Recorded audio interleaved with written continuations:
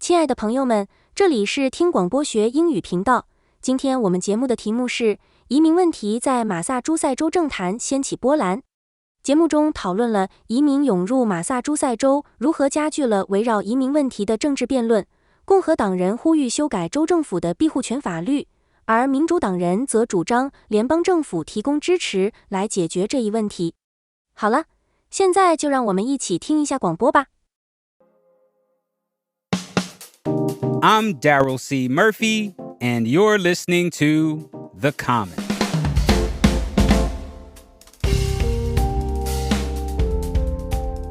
WBUR senior political reporter Anthony Brooks. Welcome back to The Common. Hey, it's good to be here, Darrell. How's it going? Oh, man, it's going great now that I'm talking to you. So, Anthony, as you know, immigration and border security are hot-button issues in national politics. But now, they're more of a focus for state and local politics, too, and that's including here in Massachusetts, right? That's right. Well, that's why we got you here today, Anthony, because you recently reported that the influx of migrants who are at the heart of the state's shelter crisis is intensifying a political debate about immigration here in the state. So talk to us more about that and tell us, historically, how has immigration been discussed when it comes to politics within Massachusetts? Yeah, I mean, immigration and border security, they've long been hot-button issues in presidential politics at the national level. But now, as you say, they're big issues at the state and local levels, too. And the reasons why have been well covered. You know, there's a problem at the border. Many call it a crisis. Record numbers of migrants are entering the U.S. looking for better lives. You add to that initiatives by border governors, some border governors like Ron DeSantis and Greg Abbott of Texas, DeSantis of Florida, who are actually busing and flying thousands of these migrants up to northern cities to make a political point. Mm-hmm. And that is contributing to a crisis that is now on the doorsteps of states like Massachusetts.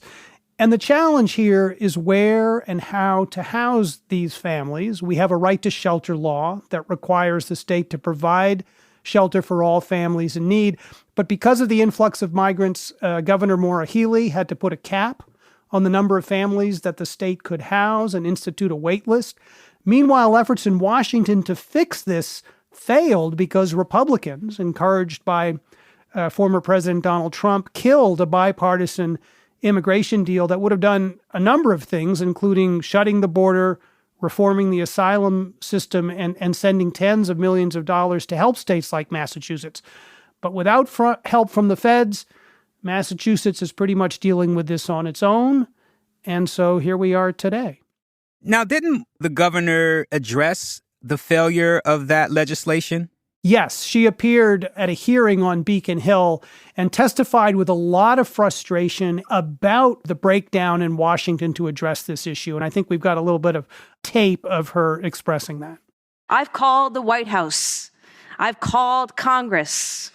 I've called our delegation. If anyone has a way to get through to Republicans in Congress to stop playing politics and move on for the betterment of this country, we can solve this issue today. It might be a little bit of an overstatement that the Washington plan could solve this problem in a day, but I think Governor Healey is right that without federal partnership, it's nearly impossible for states to deal with this. Mm-hmm. Anthony, you mentioned the Republican governors of Texas and Florida and their decision to send migrants to northern states. Regardless of whether somebody agrees or disagrees with their stances on immigration, is the fact that we are talking about this here and that it's becoming more of a topic in Massachusetts and other states, can that be seen as a win for Republicans? Well, it's interesting that you ask the question that way, and I guess I have a couple of different answers. I mean, I think what the Republicans have done, cynical as it seems, when I talk about the Republicans, I'm talking about these Republican governors who are using these folks like pawns. I think they have contributed to the effort to make this real. I mean, this issue has moved from the theoretical in states like Massachusetts to a real issue that has real consequences. To states like Massachusetts, the issue wasn't red hot because it felt far away. But today, as we've been discussing, the issue is very real, not just in red border states, but in blue states like Massachusetts as well. Okay, so we're talking about Massachusetts' place in the national discussion about immigration. And now I want to bring it back home to the state because in your story, you tell us about Republican State Senator Peter Durant in central Massachusetts, who has an idea for how Massachusetts can deal with immigration moving forward. Can you talk to us about that? Yeah, I mean, Durant's story is interesting because it really points to how potent the immigration issue has become on the local level. He's a Republican, a former state rep from Spencer in the middle of the state. He ran last fall in a special state Senate election race. And he told me that when he started the campaign, he was talking about bread and butter issues that appeal to many Republicans, traditional things like local aid, taxes, gun rights. But as the number of migrants coming to the state began to climb last fall, the conversation with voters shifted dramatically. Here's a bit of what he told me. As soon as the migrant crisis started to kind of take off, that was all anybody wanted to talk about. They were expressing their frustration, so that quickly became the dominant theme of the election. And Durant won the Senate seat in central Massachusetts. He was the first Republican to win a special election in the state since 2017. And he's continuing to embrace a hard line on immigration. He wants to amend the state's 40-year-old right to shelter law, which, as we mentioned, promises housing to families in need, including migrants. Changing the state's right to shelter law sounds like a major undertaking. What would it take to do that? Well, it would take buy-in from a state legislature that is dominated by Democrats who have a supermajority. So it's probably not going to happen. But it creates political buzz, and it allows other people to sort of latch on to this issue. It also creates an interesting conversation because Durant makes the case that the right to shelter law is a magnet for immigrants. But we really don't have evidence that that's the case. Right. And also, to question where the state senator is coming from, isn't it more of a housing issue than this right to shelter law? Well, that's one of the arguments that you will hear that pushes back against it. I talked to Democratic strategist Susan Tracy in Boston, and this is one of the points that she made. She said that really what the focus should be isn't on the right to shelter law, it's how do you provide affordable housing. And Tracy makes another point. She's very concerned, as are lots of advocates for immigrants and other Democrats, that migrant families are being used as pawns to advance a political agenda. And here's a little bit of what Susan Tracy said about that. For those who politicize immigration, they would very much like it to be the only issue you talk about, because they don't want to talk about an improving economy, reducing inflation, abortion rights taken away from people, racism and hate that has bubbled up in a way that I think most of us haven't seen in a long time. So it sounds like the right to shelter law is not changing anytime soon. It's safe for now. But is there any support on the ground that could change that? I spoke to Steve Koczela, who's president of the MassInc polling group, and he's done polling on this issue, and he found that 75% of folks in Massachusetts support the right to shelter law. So that's very high. But people are a lot more divided on the question of whether to welcome those fleeing persecution and violence in other countries.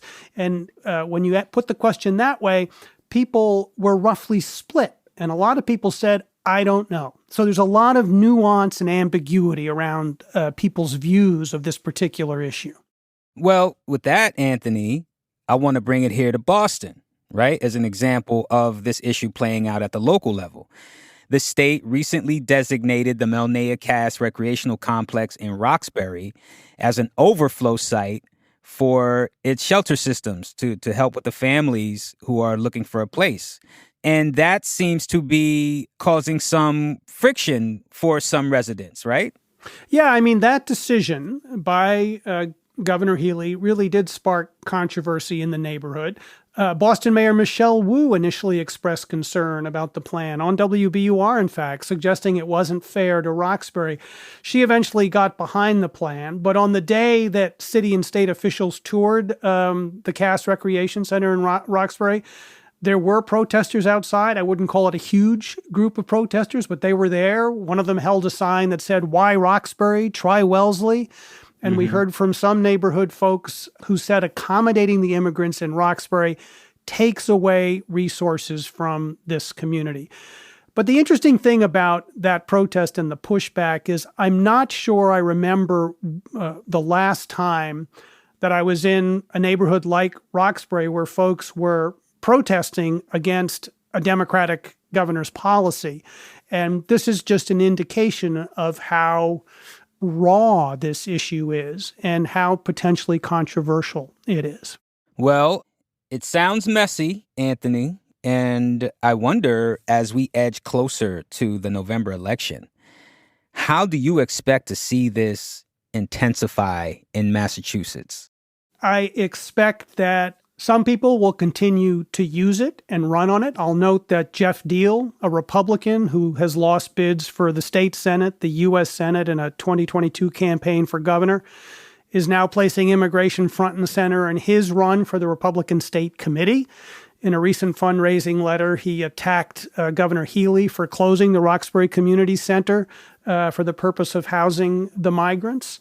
And I think you're going to see more folks like Governor Healy appealing to Washington and really, pleading forcefully that the Republicans get their act together and pass a plan that helps these states.